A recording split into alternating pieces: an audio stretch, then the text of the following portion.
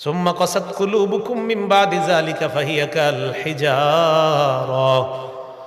এত নিদর্শন দেখাইলাম, মৃতকে আমি জিন্দা বানাইলাম, এরপরেও তোমাদের অন্তরগুলা এত শক্ত নরম হয় না। তোমাদের অন্তরগুলা এরপরেও শক্ত হয়ে গেছে। কেমন শক্ত? কায়াকাল হিজারা, পাথরের মতো শক্ত। ওয়া ইন্না মিনাল হিজারাতি লামা ইয়াতাফাজ্জারু মিনহুল আনহার। আল্লাহ বলেন কিছু পাথর আছে এমন, যেই পাথর থেকে নদী প্রবাহিত হয়ে যায়। ওয়া ইন্না মিনহা লামা ইয়াশাক্কাকু ফায়াখরুজু মিনহুল মা। কিছু পাথর ফেটে যায়, ফেটে সেখান থেকে পানি বের হয়। ওয়া ইন্না মিনহা লামা ইয়াহবিতু মিন খাশিয়াতিল্লাহ। কিছু পাথর আছে এমন, যে পাথর আল্লাহর ভয়ে উপর থেকে নিচে পড়ে যায়। পাথর আমি আল্লাহর ভয়ে কান্না করে পাথর থেকে পানি বের হয় আমার ভয়ে। বান্দা, তোমাদের অন্তর থেকে, কলব থেকে পানি আসতে চায় না। পাথরও শক্ত পাথর, এটা নরম হয়ে যায় আমি আল্লাহর ভয়ে। তোমাদের বান্দাদের অন্তর এত কঠিন, পাথরের চেয়ে কঠিন। আল্লাহ কয় আসাদ্দু কাসওয়া, বরং পাথরের চেয়ে আরো কঠিন। প্রথমে বলছে পাথরের মতো কঠিন, এরপরে বলে আর আসাদ্দু কাসওয়া, পাথরের চেয়ে আরো কঠিন। কিছু মানুষ আছে এমন, এত কঠিন হৃদয় যে পাথর না, পাথরের চেয়ে আরো কঠিন, এত ভয়ঙ্কর অবস্থা হয় তাদের। এই জাতীয় মানুষ দেখবেন জিন্দেগিতেও কখনো কান্না করতে দেখবেন না, আসে না? তো আল্লাহ পাক রব্বুল আলামিন নিদর্শন দেখাইলেন। এখন আসেন, বনি ইসরাইলকে আল্লাহ হুকুম করলেন, সাথে সাথে পালন করলে প্রশ্ন না করে বিষয়টা সহজ হয়ে যেত। প্রশ্ন করার কারণে বিষয়টা সহজ হয়েছে না কঠিন? সহিহ বুখারীর 6473 নম্বর হাদিসের বর্ণনা, কানা রাসূলুল্লাহ সাল্লাল্লাহু আলাইহি ওয়াসাল্লাম ইয়ানহা আন কিলা ওয়া ক্বাল। আল্লাহ নবী অনর্থক কথা বলতে নিষেধ করতেন। ওয়া কাসরাতিস সুআল, বেশি প্রশ্ন করতে আল্লাহ নবী নিষেধ করতেন। ওয়া মানইন ওয়া হাত, কৃপণতা করতে, ভিক্ষাবৃত্তি করতে আল্লাহ নবী নিষেধ করতেন। ও ইদাআতিল মাল, সম্পদ নষ্ট করতে নবী নিষেধ করতেন। ওয়া ওয়াদিল বানাত, কন্যা সন্তান জীবন্ত মাটির নিচে দাফন করতে আল্লাহ নবী নিষেধ করতেন। পাঁচটার মধ্যে একটা হলো কাসরাতিস সুআল, বেশি প্রশ্ন করা নিষেধ। কিছু কিছু ক্ষেত্রে প্রশ্ন যত করবেন বিষয়টা আরো কঠিন হয়ে যায়। সাহাবাদেরকে আল্লাহ নবী বললেন, ইন্নাল্লাহ, আল্লাহ পাক রব্বুল আলামিন ফরদা আলাইকুমুল হাজ্জা, তোমাদের উপর হজ ফরজ করে দিয়েছেন। এক সাহাবী দাঁড়িয়ে বললেন, ইয়া রাসূলুল্লাহ, আফি কুল্লি আমিন, প্রত্যেক বছর হজ করব নাকি? ফাসাকাতা, আল্লাহ নবী চুপ রইলেন। ওই ব্যক্তি আবার বললেন, ইয়া রাসূলুল্লাহ, আফি কুল্লি আমিন, আমরা কি প্রত্যেক বছর হজ করব? আল্লাহ নবী আবার চুপ রইলেন। আবার দাঁড়িয়ে বললেন, ইয়া রাসূলুল্লাহ, প্রত্যেক বছর আমরা হজ করব কিনা? আল্লাহ নবী আবার চুপ রইলেন। তিনবার প্রশ্ন করার পর নবী বললেন, লাউ কুলতু না'আম লা ওয়াজাবাত, আমি যদি একবার বলতাম হ্যাঁ প্রত্যেক বছর হজ করা লাগবে, তাহলে সামর্থ্যবান যারা প্রত্যেক বছর তাদের উপর হজ অবধারিত হয়ে যেত। নবীজি বলেন, খুযু মা তারাকতুকুম, যতটুকু আমি বলি এতটুকু গ্রহণ করবা, বেশি প্রশ্ন করবা না। ফাইন্নামা হালাকা মান কানা ক্বাবলাকুম বিকাসরাতিস সুআল, তোমাদের পূর্ববর্তী জাতি বেশি প্রশ্ন করার কারণে ধ্বংস হয়ে গেছে। বলেন নাউজুবিল্লাহ। বেশি প্রশ্ন করবা তো বিপদে পড়বা। এই জন্য অনর্থক বিষয়ে বেশি প্রশ্ন না করা। তাহলে বনি ইসরাইল বলেন তো, এই গাভীর বিষয়ে প্রশ্ন বেশি করার কারণে বিষয়টা কি সহজ হচ্ছে না কঠিন হয়ে গেছে? দ্বিতীয় বিষয়, মুসা নবীর জাতি মুসা নবীর কথা মানার ক্ষেত্রে এতগুলা প্রশ্ন করলেন। মুসা আলাইহিস সালাতু ওয়াস সালামের জাতিকে আল্লাহ পাক রব্বুল আলামিন হুকুম করলেন, মুসা নবীকে আর মুসা নবীর জাতিকে কি হুকুম করলেন? একটা সম্প্রদায় আছে আমালিকা সম্প্রদায়। বলেন কি সম্প্রদায়? আমালিকা।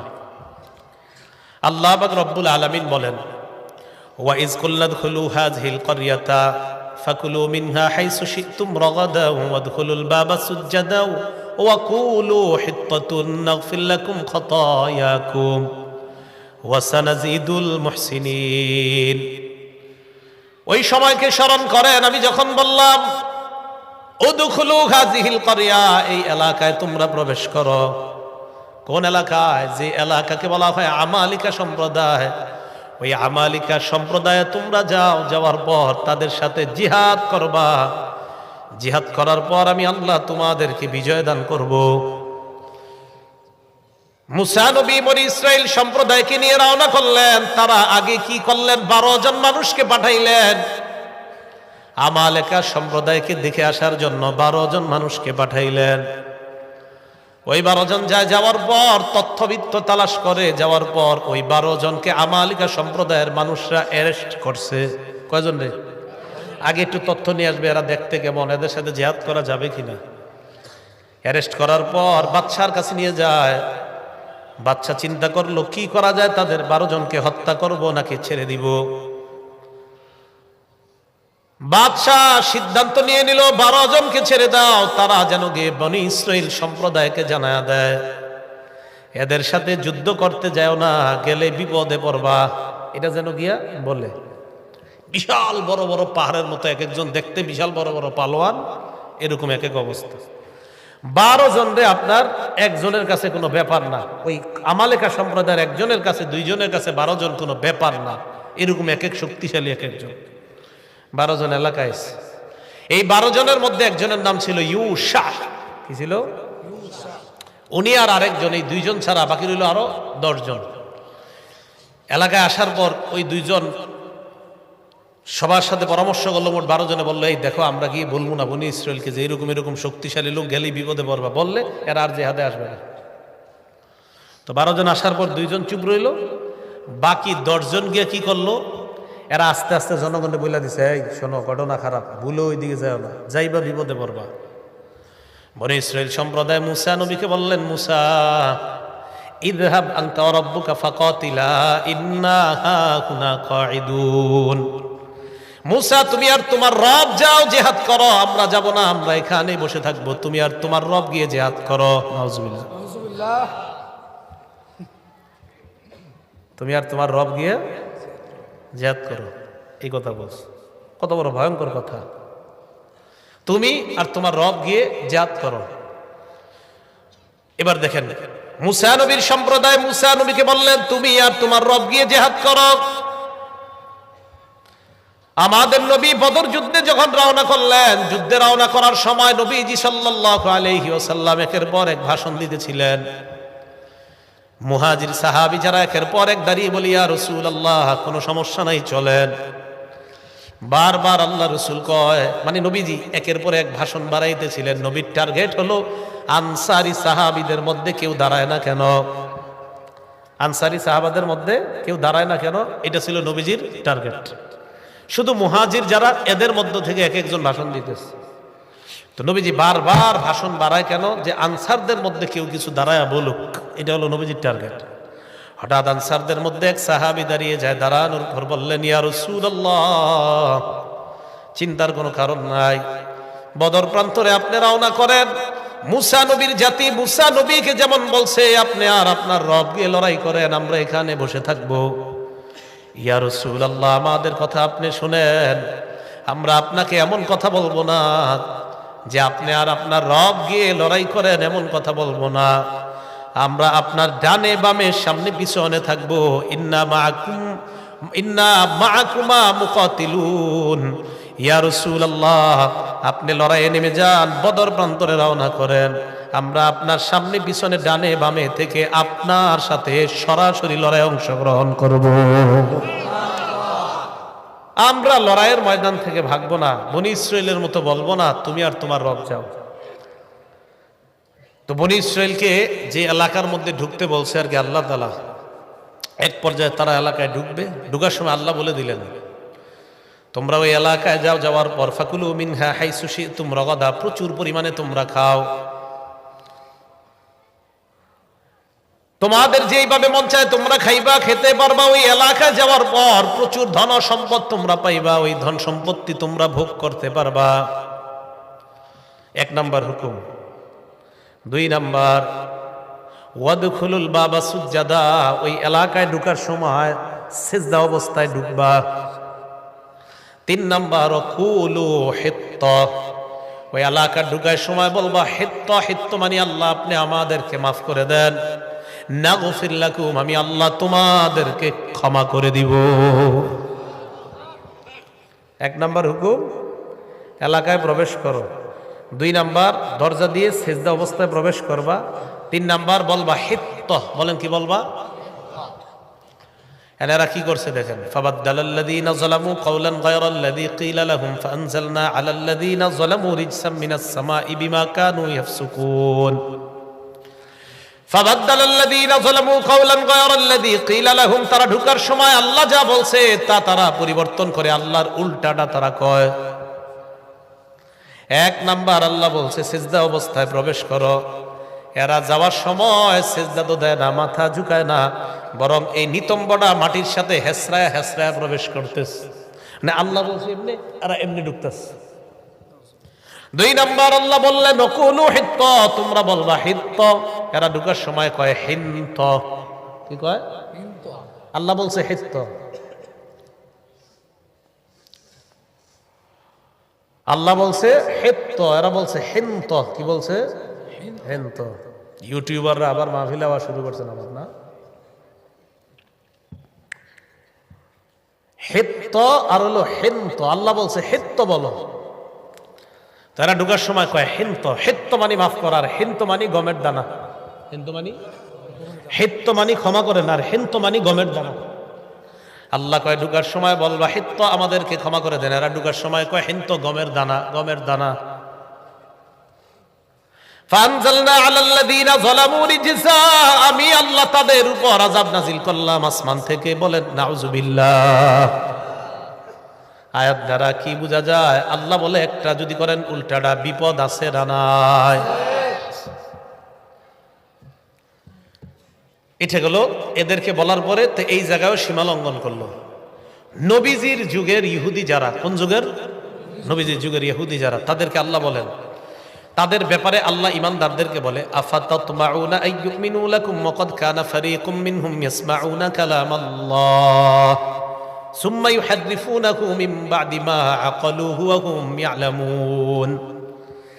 ইমানদারদেরকে ডাক দিয়ে আল্লাহ বলে, ইমানদার তোমরা কি মনে করো তোমাদের কথা ইহুদিরা বিশ্বাস করবে? মনটা কি তোমরা মনে করো? খুব ভালোভাবে বুঝেন এই জায়গাটা।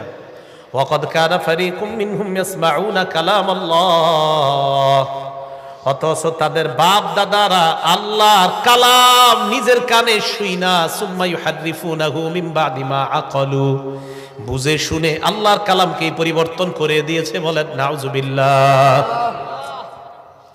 ওয়া হুম ইয়ালামুন, তারা ব্যাপারটা জানতো। এরা যে আল্লাহর কালাম পরিবর্তন করে দিয়েছে এই ব্যাপারটা তারা জানতো। খুব ভালো করে বুঝেন। ইমানদারদেরকে আল্লাহ বলেন, ইমানদার তোমরা কি মনে করো ইহুদিরা তোমাদের কথা বিশ্বাস করবে? আরে তাদের মধ্যে এক দল আমি আল্লাহর কথা শুই নাই, বিশ্বাস করে নাই, আর তুমগো কথা। ঘটনাটা কি একটু কান অন্যদিকে নেবেন না, না কিন্তু এক একটা আয়াতের যে প্রেক্ষাপটটা একদম বুঝবেন না। বনি ইসরায়েলের 70 জনকে মুসা নবী নির্বাচন করলেন। কেন নির্বাচন করলেন? মুসা আলাইহিস সালাতু ওয়াস সালামের জাতি বনি ইসরায়েল সম্প্রদায় কয়, মুসা ফেরাউনের কবল থেকে আল্লাহ আমাদেরকে হেফাজত করলেন, এবার আমরা বিধান মানার জন্য একটা কিতাবের প্রয়োজন, তুমি আল্লাহর কাছ থেকে একটা কিতাব নিয়ে আসো। মুসা নবী আল্লাহর কাছে গেলেন, যাওয়ার পর আল্লাহ পাক রব্বুল আলামিন মুসা নবীকে কিতাব দিলেন, তাওরাত নামক কিতাব। এই কিতাব নিয়ে মুসা নবী আসছেন, আসার পর তাদের সামনে যখন কিতাব পেশ করলেন, মুসা নবীর জাতি কয়, তুমি আমাদের সামনে কিতাব আনছো ভালো কথা, তুমি যে আল্লাহর পক্ষ থেকে আনছো এটার কোনো প্রমাণ আসেনি? এটার কোনো? মুসা নবী এবার 70 জন মানুষকে নির্বাচন করলেন। ইখতারা মুসা কওমাহু 70 রাজুলান লিমিকাতিনা, 70 জনকে নির্বাচন করে মুসা নবী তাদেরকে নিয়ে গেলেন পাহাড়ে, আল্লাহর সাথে কথা বলবে। মুসা তুর পাহাড়ে নিয়ে যায়, নেওয়ার পর মুসা নবী আল্লাহর সাথে কথা বলা শুরু করলেন। কি অবিশ্বাস্য, দেখ কি আশ্চর্য ব্যাপার দেখেন। যে 70 জনকে নিয়ে গেলেন, ওই 70 জন তারা নিজের কানে আল্লাহর কথা শুনতে পায়। এবার দেখেন কি হয়। মুসা নবী 70 জনের কাছে আসলেন, আসার পর কয়, আল্লাহর কথা শুনছনি? কয় মুসা আল্লাহর কথা তো শুনলাম, লান নুমিনা লাকা হাত্তা নারাল্লাহা জাহরা, সরাসরি যদি আল্লাহরে না দেখি বিশ্বাস করি না। কথা কিন্তু শুনছি, এখনকার সরাসরি না দেখলে বিশ্বাস করি না।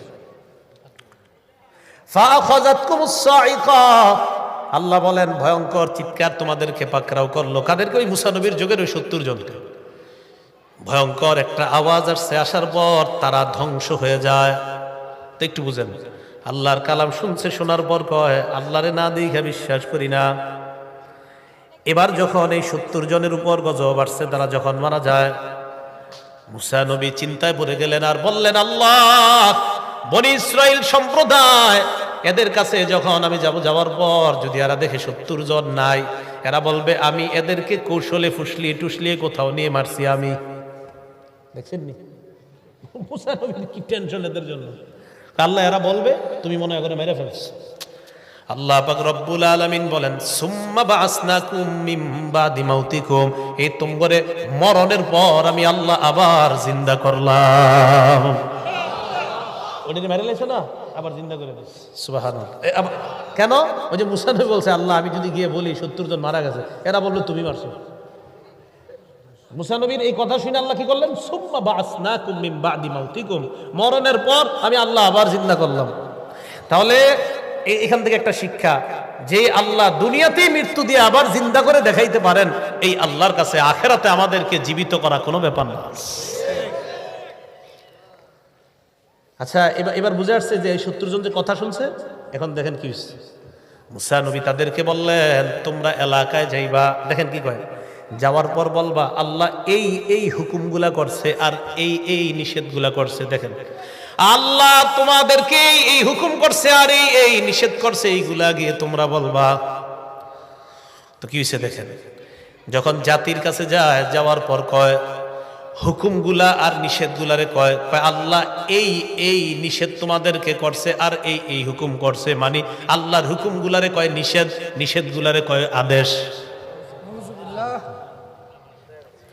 এই যে আল্লাহ বলেন, ওয়াকাদ কানা ফারীকুম মিনহুম ইয়াসমাউনা কালামাল্লাহ, ইহুদিরা তোমাদের কথা বিশ্বাস করবে না, তাদের একদল আমি আল্লাহর কথা শুনছে, শোনার পর সুম্মা ইউহাররিফুনা, আমি আল্লাহর কথাই পরিবর্তন করে দিছি। আমি বললাম আদেশ, এরা গিয়া কয় নিষেধ, আমি বললাম নিষেধটা, এরা গিয়া কয় এটাই আদেশ। পরিবর্তন। তো এই কথাগুলা এগুলা গিয়ে কয়। দেখেন এবার কি কয়, ওয়াইযা লাকুল্লাযীনা আমানু ক্বালু আমান্না, নবীর যুগের ইহুদি যারা, তারা যখন ইমানদারদের সাথে সাক্ষাৎ করে, ক্বালু আমান্না, তারা বলে আমরা ঈমান আনলাম। তবে ব্যাখ্যা সাপেক্ষে এই ঈমান আনা মানে এরা কি বুঝায়, মুহাম্মদ সাল্লাল্লাহু আলাইহি সাল্লাম যে শেষ নবী এটা মানি, তবে তিনি তোমাদের নবী, আমাদের না। আমান্না, তবে তোমাদের নবী, আমাদের না। ওয়াইদা খালা বাদুহুম ইলা বাদিন, ইহুদিরা যখন পরস্পর মিলিত হয়, এক ইহুদি আরেকজনকে কয় তুহাদ্দিসুনাকুম বিমা ফাতাহাল্লাহু আলাইকুম লিউহাজ্জুকুম বিহি ইনদা রাব্বিকুম, এই তাওরাত কিতাবে যে আছে শেষ নবী আসবে, আসার পর তারে যে আমরা মানব, এই কথাগুলা যে তাওরাতে লেখা আছে, এটা কি তোমরা মুসলমানদেরকে বইলা দিছো নি? আবার এক ইহুদি আরেকজনকে কয় তাওরাতে তো আছে মুহাম্মদ সাল্লাল্লাহু আলাইহি সাল্লাম আসবে, আসার পর তারা যে আমরা মান্য করব, এই কথা তাওরাতে লেখা আছে, এটা আবার মুসলমান করে তোমরা বলে দিতেছো কিনা? সাবধান, বইলো না, কিন্তু আল্লাহ করে বলে দিচ্ছে।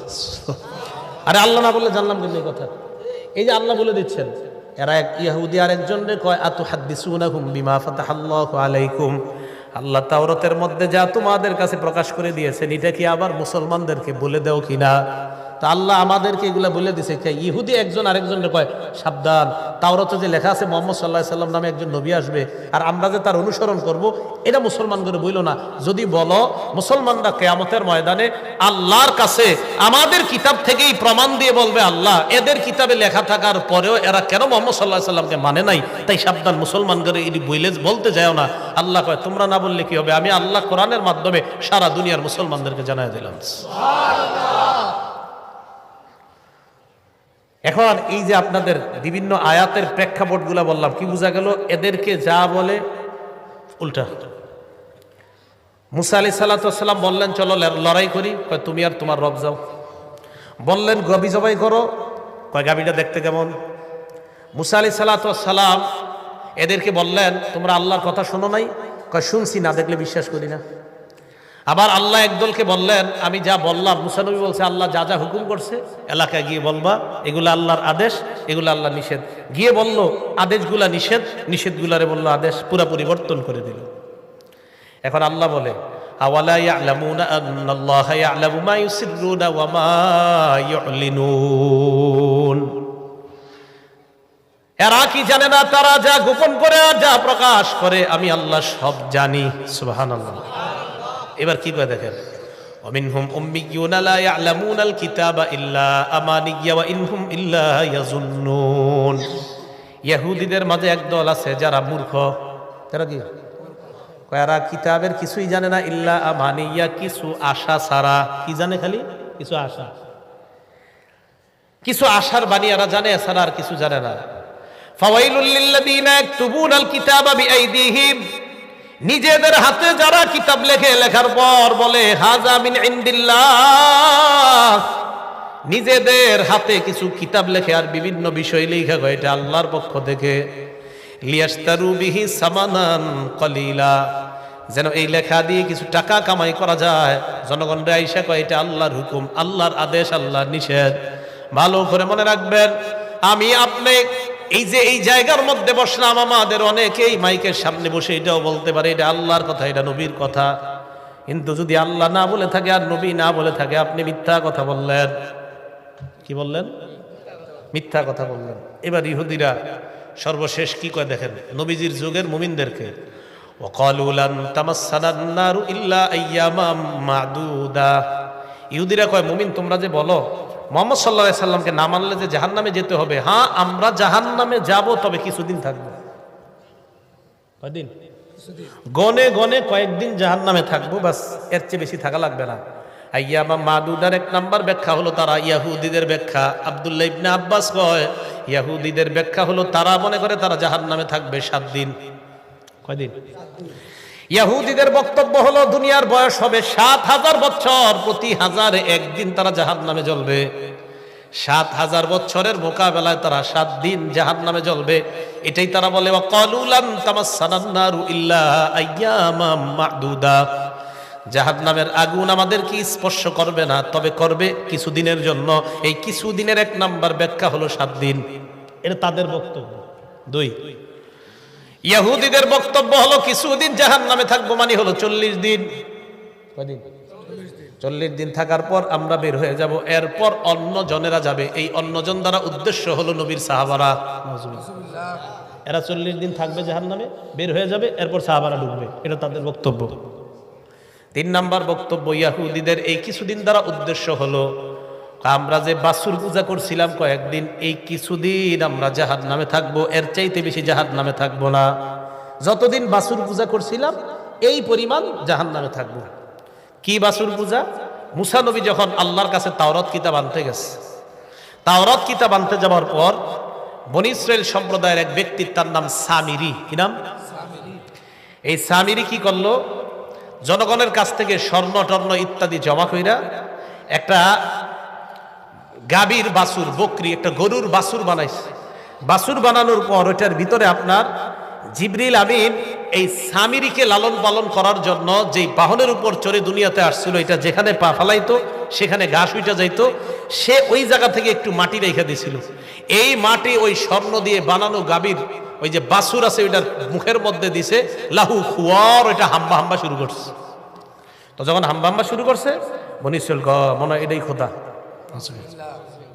এটাই খোদা। তখন তারা কি শুরু করলো, এই বাছুরের পূজা শুরু করছে।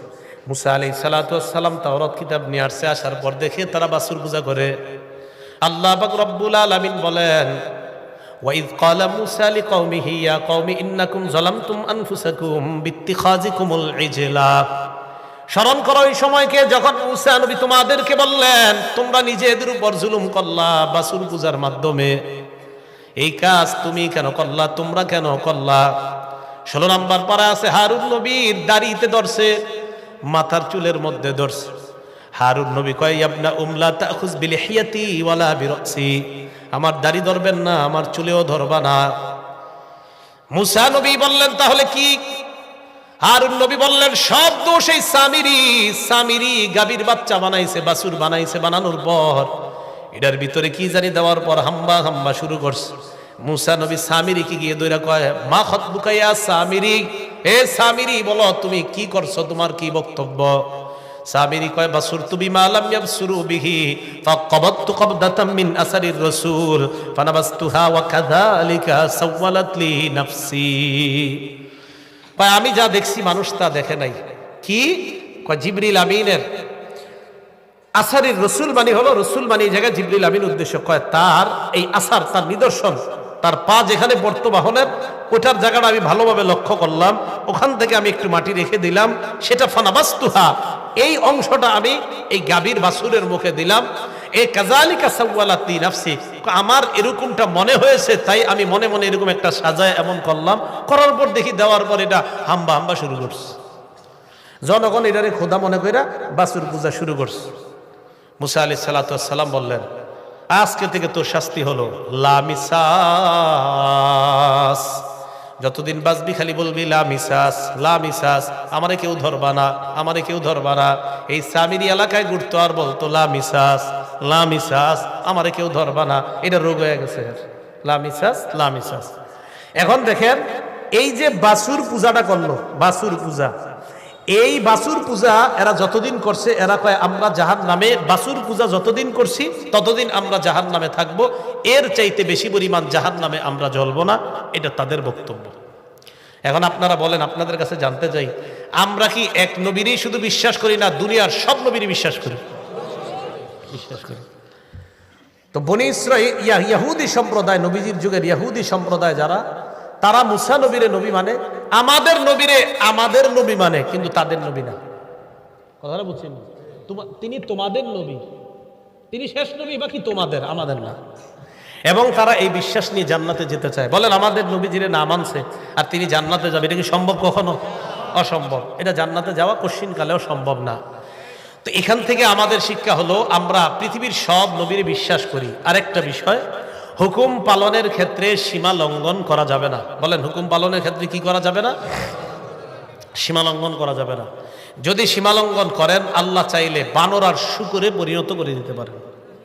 বানর আর শূকর। আল্লাহ বলেন ওয়ালাকাদ আলিমতুমুল্লাযীনা আতাদাউ মিনকুম ফিস সাবতি ফাকুলনা লাহুম কুনু কিরাদাতান খাসিইন। দাউদ নবীর জামানায় তোমরা সীমা লঙ্ঘন করেছিলে। ইহুদি সম্প্রদায় এমন সীমা লঙ্ঘন করছে, আল্লাহ পাক রব্বুল আলামিন তাদেরকে বললেন লা তাদু ফিস সাব, শনিবারের ব্যাপারে তোমরা সীমা লঙ্ঘন করবা না। আল্লাহ বলে দিলেন শনিবারে তোমরা সীমা লঙ্ঘন করবা না, মাছ ধরা আমি আল্লাহ নিষেধ করে দিলাম। এদের মধ্যে দুই দল হয়ে যায়। এক দল কয় আল্লাহ যেহেতু শনিবারে মাছ ধরতে নিষেধ করেছে আমরা ধরবো না। আরেক দল কয় আল্লাহ নিষেধ করছে শনিবারে মাছ ধরতে, কিন্তু আটকাইতে তো নিষেধ করে নাই। কি করতে? এনারা কি করছে? ওই দেশ গ্রামে আপনারা মাছ আটকানোর জন্য কত কিছু বানান না, এরকম বানাইছে। কেন? আমরা ধরবো না শনিবারে, কিন্তু শনিবারে প্রচুর মাছ আপনার নদীর কিনারা আইসা লাফায় উপরে ওঠে, আল্লাহ নিষেধ শনিবারে মাছ ধরা যাবে না। এরা কি করে এমন এমন জিনিস বানাইছে যেন মাছগুলা লাফায় ওই জায়গায় আটকায় যায়, এরা রবিবারে ধরবে। কিবারে? তাহলে এটা আল্লাহর হুকুম পালনের ক্ষেত্রে এটা ফাইজলামি না? আল্লাহ বলছে শনিবারে মাছ ধরবে না। এরা সীমা লঙ্ঘন করলো, শনিবারে মাছগুলাই বিভিন্ন কৌশলে তারা আটকায়, অন্য দিন গিয়ে মাছ ধরে। আল্লাহ বলেন ফাকুলনা লাহুম কুনু কিরাদাতান খাসিইন, আমি আল্লাহ তাদেরকে হুকুম করলাম বানর আর শূকর যেন হয়ে যায়। এরা বানরে পরিণত হওয়ার পর আত্মীয় স্বজনের কাছে আসতো, আসার পর বানরের রূপে আসতো, কিন্তু কথা বলতে পারতো, আইসা কথা বলতো, ইত্যাদি বলতো, কিন্তু দেখতে বানর, দেখতে বানর। সাহাবারা প্রশ্ন করলেন ইয়া রাসূলুল্লাহ, এই বানর থেকেই কি দুনিয়াতে বানর? নবীজি বললেন না না, এই বানর থেকে দুনিয়াতে বানর না। বুঝলেন? ডারউইনের মতবাদ যে এইভাবে মানুষ থেকে বানর হয়েছে, আস্তে আস্তে আস্তে আস্তে এরা মানে উল্টা পাল্টা কথা কয়, বানর থেকে মানুষ ইত্যাদি কয়। নবীজি বলে না, বানর আগে থেকেই ছিল। বলেন কি? বানর আগে থেকেই ছিল। এরপরে রাসূল সাল্লাল্লাহু আলাইহি সাল্লাম বললেন, কোন জাতিকে আল্লাহ যখন বিভিন্ন গজব দেয়, ওই গজবটাই আল্লাহ বিলীন করে দেয়। যেহেতু তাদেরকে বানর বানাইছে আল্লাহ, ওই বংশগুলারে আল্লাহ বিলীন করে দিয়েছে। তাই দুনিয়ার বর্তমান যে বানর, এটা যে ওই বানর হতে হবে এটা না, বানর আল্লাহ আগেই সৃষ্টি করেছেন, কিন্তু ওই বানর যাদেরকে আল্লাহ বানাইছে এটা হলো আল্লাহর পক্ষ থেকে গজব। এক বানর তো আল্লাহর সৃষ্টি, বানর একটা বানর তো আল্লাহর সৃষ্টি, এটা না। কোন মানুষকে বানর বানানো মানে এটা তার উপরে গজব। ওই গজব যাদেরকে দিয়ে আল্লাহ বানর বা শুকুর বানায়, এদেরকে আল্লাহ ধ্বংস করে দেয়, এদেরকে দুনিয়াতে রাখে না। তাহলে এর শেষে কি জানলাম? আল্লাহর হুকুম পালনের ক্ষেত্রে সীমা লঙ্ঘন করা যাবে না। আল্লাহ যেটা বলছে এটা সুন্দরভাবে মেনে নেওয়া। কি করা যাবে না বলেন তো? সীমা লঙ্ঘন করা যাবে না। যেমন রাসূল সাল্লাল্লাহু আলাইহি সাল্লাম বলছেন, ইয়া আলী লা তুতবি'ন নজরাতা আলী, একবার নজর পড়ে যাওয়ার পর দ্বিতীয়বার আর নজর দিবা না। এবার আমাদের যুবকরা এটা বুঝছে কিভাবে দেখেন, কয় হুজুর প্রথমবার যদি দীর্ঘ সময় তাকায়া থাকি হবে নি, মানে একটা নারীকে রাসূল বললেন একবার নজর পড়ে যাওয়ার পর দ্বিতীয়বার আর নজর দিবা না। এখন দেখেন সীমা লঙ্ঘন কারে কয়? কয় হুজুর একবারে যদি আধা ঘন্টা চায়া থাকি, দ্বিতীয়বার আর তাকাইলাম না, এটা সীমা লঙ্ঘন। এটা সীমা লঙ্ঘন না, হুকুম পালনে সীমা লঙ্ঘন করা যাবে না। যে বিষয়টা বুঝাইতে চাইলাম, প্রথমে দেখেন প্রশ্নের কারণে ঝামেলা বাড়লো, এরপরে আল্লাহ হুকুম দিলেন একের পরে একটা, এরা শুধু উল্টাটা করে সীমা লঙ্ঘন করতেছে আর বারবার তাদের উপরে আযাব আসতেছে। এইগুলো আল্লাহ আমাদেরকে কেন জানাইলেন? যে আমি আল্লাহ সীমা লঙ্ঘন করার কারণে বান্দাদেরকে গজব দিতে পারি, আমি আল্লাহ এখনো আছি। তাই সাবধান, তোমরাও যতদিন দুনিয়াতে বেঁচে আছো সীমা লঙ্ঘন যদি করো, তাহলে আমি আল্লাহর গজব কিন্তু এখনো তোমাদের উপর আসতে পারে। কারণ আল্লাহ আমাদেরকে গজব দেওয়াটা এটা আল্লাহর কাছে কোনো ব্যাপার না। তাহলে সীমা লঙ্ঘন করা যাবে না। ক্বালা রাসূলুল্লাহ সাল্লাল্লাহু আলাইহি ওয়াসাল্লাম, নবীজি সাল্লাল্লাহু আলাইহি ওয়াসাল্লাম বলেন, মা মিন রাজুলিন ফি কওমিন ইউমালু ফীহিম বিল মাআসি ইয়াকদিরুনা আলা আন ইউগাইয়িরু ফালা ইউগাইয়িরু আলাইহি ইল্লা আসাবাহুমুল্লাহু বিআযাবিন মিন ক্বাবলি আন ইয়ামুতু। নবীজি বলেন, আপনি কোন এলাকার মধ্যে আছেন, ওই এলাকায় যদি আপনি অন্যায় দেখেন, সীমা লঙ্ঘন দেখেন, আল্লাহর হুকুম পালন করার ক্ষেত্রে মানুষ শুধু উল্টা পাল্টা যদি দেখেন, দেখার পরেও যদি আপনি বাধা না দেন, আবার দেখার পরেও যদি আপনি বাধা না দেন, নবীজি বলেন মরণের আগে এমন গজব আসবে আপনার উপর, আল্লাহ মরণের আগে কোনো না কোনো শাস্তি আপনাকে দিবেনি, কোনো না কোনো শাস্তিতে পড়ে যাবেন। তাই এলাকার মধ্যে দেখবেন আল্লাহ বলছে সুদ খাওয়া হারাম, এরপরেও যারা খায় আর বলে সুদ আর ব্যবসায় করো। একটা হলো সুদ হারাম, হারাম মানে কিছু মানুষ, এরপরেও খায়, সুদরে হারাম মাইনা এরপরেও খায়, এটা একটা বিষয়, বেচারা দোয়া করি ফিরে আসবে। আরেক দলের লোক হয় না আন্তাজি, সব জিনিস কি আর সুদ নি বাপ ধরে, তারপরে কি করে বিভিন্ন সুরতে সুদ খায়, বিভিন্ন সুরতে। তো বিভিন্ন সুরতে যে সুদ খায়, এও জানে যে এটা সুদ, কিন্তু মানুষকে বুঝাইতে চায় আমি কি ওইভাবে খাইছি না, আমি তো ওইভাবে খাইছি। তো এটা কিন্তু আল্লাহর হুকুমের সাথে সীমা লঙ্ঘন।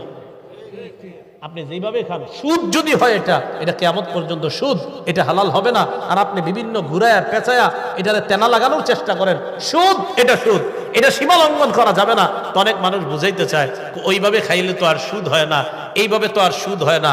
এটা কিন্তু আল্লাহর হুকুমের সাথে সীমা লঙ্ঘন করা। কিভাবে? কয় যদি ডিপোজিট করি, হ্যাঁ আসেনি এরকম, হ্যাঁ। এই যে বিভিন্ন জিনিস বিভিন্ন জায়গায় আপনাদেরকে বিভিন্ন আশা টাশা ইত্যাদি দিয়ে নির্দিষ্ট একটা লভ্যাংশ আপনাদেরকে বলা হয়, আর নির্দিষ্ট লভ্যাংশের বিনিময়ে টাকাটা নেওয়া হয়। নির্দিষ্ট লাভ এখানে পুরাপুরি একদম ধার্য করে দেয় যে তুমি বছর শেষে ৩,০০০ পাইবা, বছর শেষে ৬,০০০ পাইবা। এটা পুরো সুদ, সম্পূর্ণ সুদ,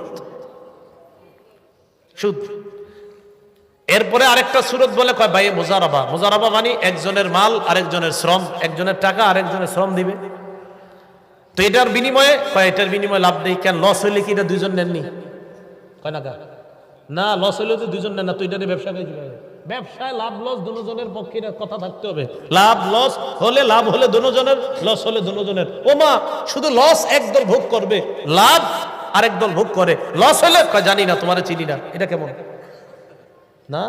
লাভ লস দুটোটার ভাগিদার নিলে এরপরে তো অনেকে বুঝায়, বিভিন্ন ইসলামী নাম দিয়ে বুঝায়, হ্যাঁ আমরা তো ব্যবসার মাধ্যমে লভ্যাংশ দেই। পাল্টা প্রশ্ন করবেন, যদি এখানে লস খাই তাহলে কি আমি খাবো না আপনারাও খাবেন? তখন বলবে শুধু তুমি খাবে, আমরা না। হলো না, লস দুই পক্ষ খেতে হবে। তা লস দুই পক্ষ যদি হয়, লাভ দুই পক্ষ হয়, তাহলে এটা সুদ মুক্ত হবে। তো যে বিষয়টা বুঝাইতে চাইলাম, আল্লাহর হুকুম পালন করার ক্ষেত্রে আমরা কখনোই সীমালঙ্ঘন করব না। আল্লাহ পাক রব্বুল আলামিন আমাদের সকলকে যে কথাগুলা শুনলাম বললাম এর উপর যেন আমরা আমল করতে পারি, আল্লাহ তৌফিক দান করেন।